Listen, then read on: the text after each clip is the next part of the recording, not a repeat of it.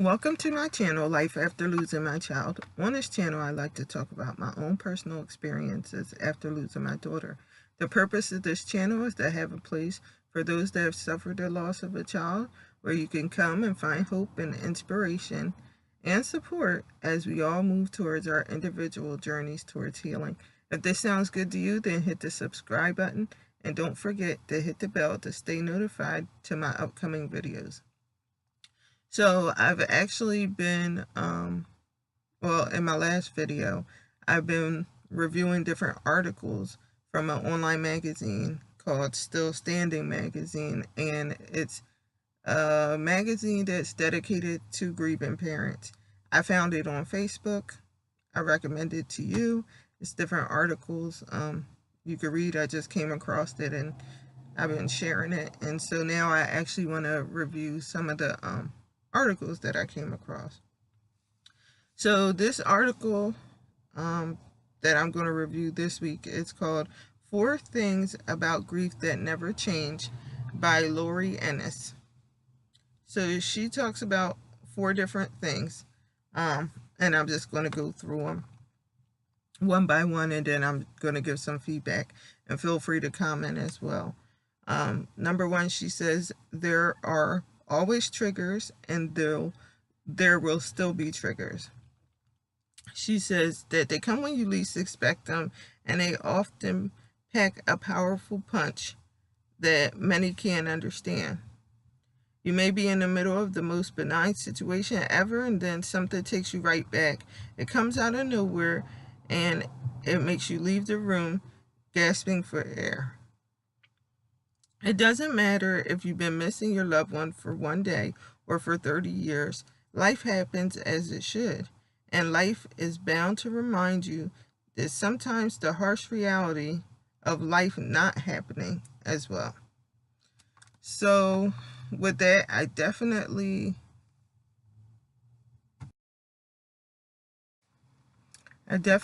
agree with that statement, that there will always be triggers. It's been 6 years for me, and I think maybe the triggers aren't as frequently, but I don't think that's necessarily true either, because I could think I'm having a good year, and it's kind of like she said, out of nowhere, something will happen. I'll hear a song or smell something that reminds me of my child, and I think you could probably identify with that as well. Especially during Christmas, those triggers with the music, because she used to love Christmas. My daughter did, Brianna, she used to love Christmas, so it's like those things. The music that I played at her funeral, when I hear it on the radio, it takes me right back.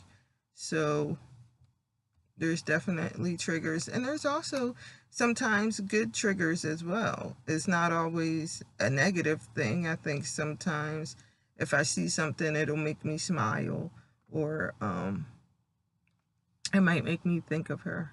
So she says, number 2, as far as the 4 things about grief that never change, number 2 is the intensity of grief doesn't ever completely disappear. And I talk about this often, but I'm going to read what she says too. She says, it is often assumed that time allows the raw, gut-wrenching, intense pain that accompanies fresh grief to dull some, to not be as heavy and suffocating as it was in those first days. And to an extent, I believe that to be true. Lori also says that there are days and even years that something will make your heart stop. Make your heart stop and your body explode with sobbing, even if you hadn't in a while. And yes, so that for me is true. I think, like she says, the intensity of grief will never completely disappear. But like I said in previous videos, I think that the pain isn't so at the surface, but it's like, I'm looking at what she said. you can, like, for instance, I'm going to just use myself. So Brianna's birthday is November 21st. Then there's Thanksgiving, then there's Christmas, then it's my birthday, then it's New Year's, then it's her death date in February. So there's definitely a lot of triggers throughout all that. Sometimes because I get through her birthday and Thanksgiving, I think I'm good. Like, okay, good, this is going to be a good year. I can handle these holidays and everything. But then Christmas comes and then I fall all apart to pieces. So you may think you're good, and then out of nowhere, that pain or grief will hit you. So agree with that one as well. Number 3, she says that people become less and less tolerant of your grief. Lori says, again, there's something about time that people think should ease your loss, your emotions, your heartbreak. Yes, time gives perspective and distance, some relief to the constant in-your-face pain of your loss, but it doesn't erase your loss. It can't erase your scars. It can't undo what has happened. Others have not had to assimilate this trauma, in their life as you have. And they just can't understand how every day of their life since then has changed and is colored with a different outlook. While their world may have truly been affected by your loss, their world kept spinning and yours stopped. I definitely feel this one. I've had people come up to me and say, "Oh, it's been 2 years already," or "It's been a while. It's been 2 years. It's been a while. It's been 3 years." Whatever. When you lose your child, for me, and I think other people I've talked to say this too, when you lose your child, for the first year for me, it was like I was reliving that day all over and over again, because I couldn't wrap my brain around the fact that she was gone. So my world definitely stopped. It stopped on that day, and I was stuck there for a year. I was stuck there. I just couldn't believe she was gone. Like, it made no sense. And my daughter died suddenly, so not taken away from anybody who didn't. I'm just saying she died suddenly, so I was like in so much shock. It made I couldn't understand. Like, even sometimes now, I still am like, I don't understand how she's going. Like, it just doesn't make sense. And yes, other people, my family, friends, even though they understand my pain, their world keeps going. And it keeps going. It doesn't mean that they don't care. It just means that the impact wasn't as great as it is for me. And of course, because I'm her mom. So it's going to be, and also for fathers, 'cause I don't want to leave you guys out. That was your child. So you're going to feel that pain, and it's going to be intense, and people, like she says, become less and less tolerant of your grief. I don't know. I can't say I haven't, nobody ever came out and said anything to me about,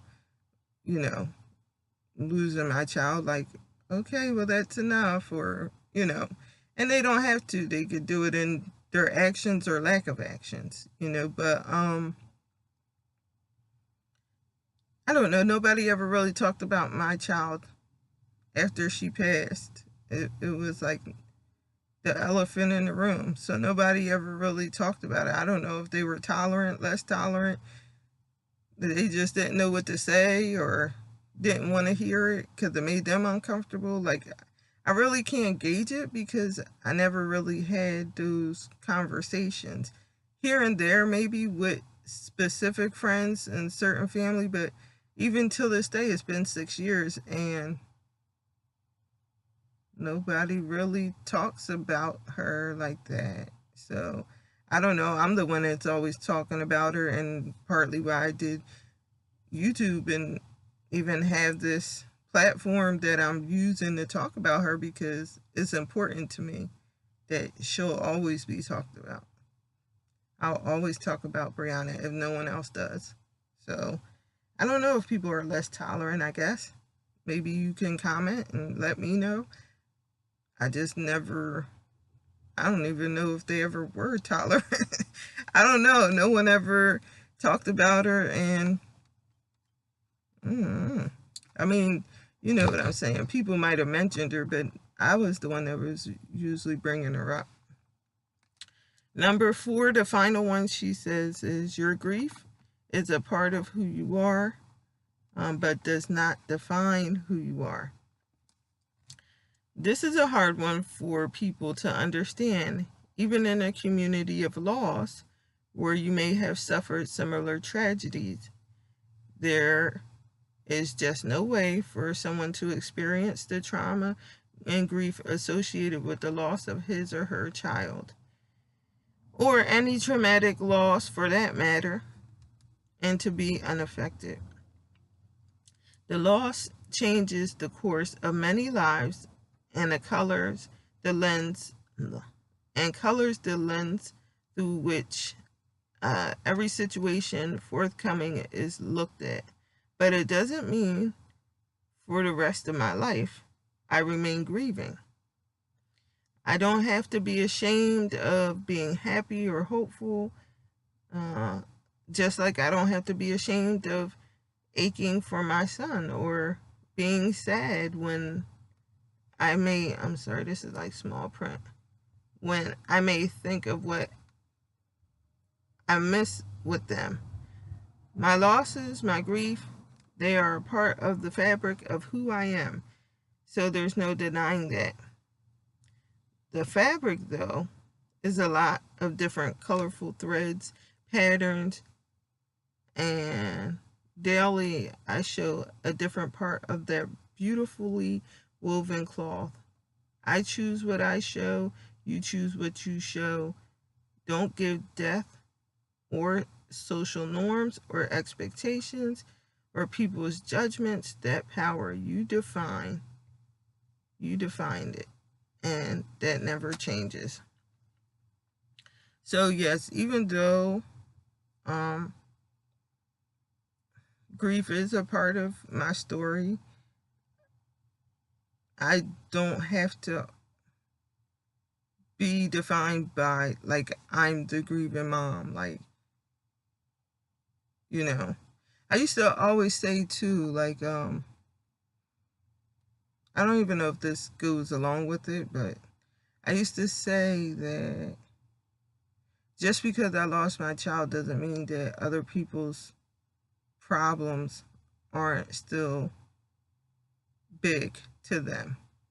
You know, I used to feel like, well, I used to pray and say, God, please don't let me have this chip on my shoulder, because after I lost Brianna, people would come up to me and tell me stories that I felt like were so small and unimportant. Like, I lost my child and you're complaining about whatever it is that I felt like was so meaningless. Like, but I didn't want to be that grieving mom that was like, oh, well, because I lost my child, anything you go through now doesn't mean anything. Because it is still important to them, whatever that thing is. And it is like hurtful or whatever they're trying to express. It is important to them. Also, yeah, I define, I guess, who I am and what this whole grief thing means. Like, I define whether it empowers me or whether it allows me to help other people I don't let, what society says or like the social norms. I don't even know if there is a social norm when it comes to losing a child, but I don't let that define me. I don't let what other people think I should be doing define me or my grief or my journey. I do what I want. You know what I mean? People may feel like during the holidays, oh, you should get out, you should do this or that. Like, no, I'll do what I need to do in order to heal. Um, and that's about it. I'm not even sure if that goes along with that one, but I'm not forever going, it doesn't mean that I have to forever grieve, like she said, and forever be like hopeless because I lost my child. No, I could decide to be full of hope and just be waiting until I get to see her again. And in the meantime, living the best life that I can and doing the best with this situation that I could do. And that's what I'm trying to do. So, anyway, feel free to leave a comment and um, let me know whether you agree with those things, those 4 things about grief that don't change. Let me know if you've experienced anybody being less tolerant of you and your grief. Just feel free to drop a comment, and I will see you next time. Thanks for joining me. Bye.